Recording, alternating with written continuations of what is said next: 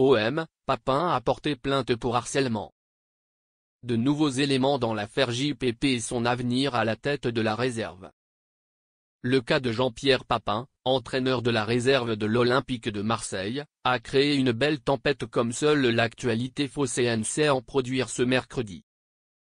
Absent depuis plusieurs jours, il est attendu ce jeudi matin à la commanderie pour clarifier la situation dans un contexte tendu. Ce matin, la Provence faisait part de ses désaccords sur la politique à mener avec la réserve et sur un départ à venir, alors que JPP est en tête avec son équipe du championnat de National 3. Selon l'équipe, l'icône du club a signalé des difficultés dans l'exercice de sa mission auprès des ressources humaines, ce qui a déclenché une enquête interne.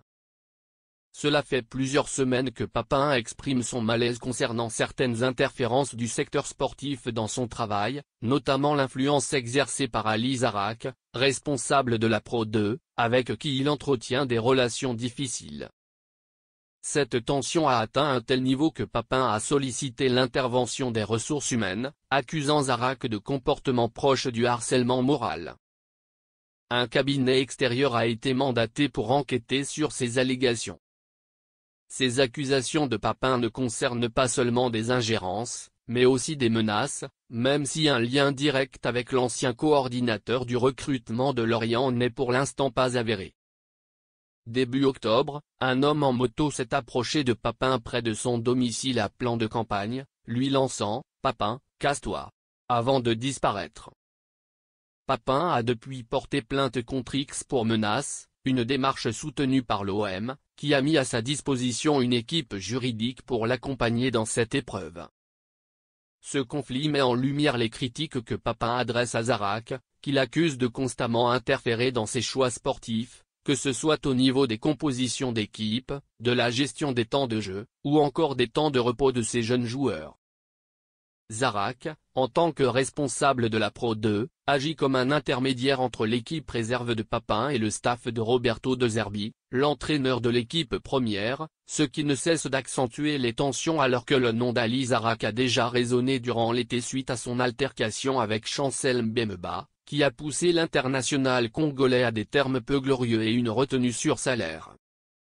Papin ne communique pas avec De Zerbi ou Benatia. Tout passe par d'autres canaux, confirme une source interne au quotidien sportif. Ces divergences s'observent par exemple avec Daryl Bacola, que la direction veut voir évoluer en relayeur, mais que Papin préfère parfois utiliser comme attaquant, avec des résultats positifs. Pour nous, la réserve est désormais l'antichambre de l'équipe 1, elle doit y être associée étroitement, comme en Italie ou à Valence, par exemple, indique un dirigeant dans le même article, qui ne devrait pas être Marco Otero. Le responsable de la formation, bien que passé par le club espagnol et l'OM, est sur le départ. En charge du centre de formation depuis 2022, tancé il y a un an par les supporters, il a peu à peu vu ses prérogatives diminuer, à son grand regret, estimant que la direction sportive de l'OM empiète sur ses responsabilités. Un désaccord politique s'est installé, et Pablo Longoria, président du club, aurait accepté l'éventualité de son départ. Ce qui n'est pas le cas de Papin.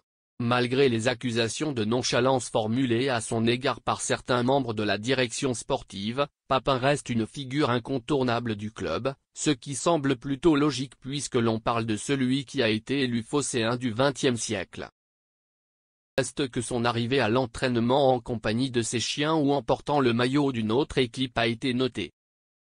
D'où le dilemme de la direction, Papin représente à la fois un atout précieux en raison de son expérience et de son lien affectif avec le club, mais aussi une figure difficile à intégrer dans le cadre d'une réserve supposée former les jeunes dans l'optique de l'équipe première.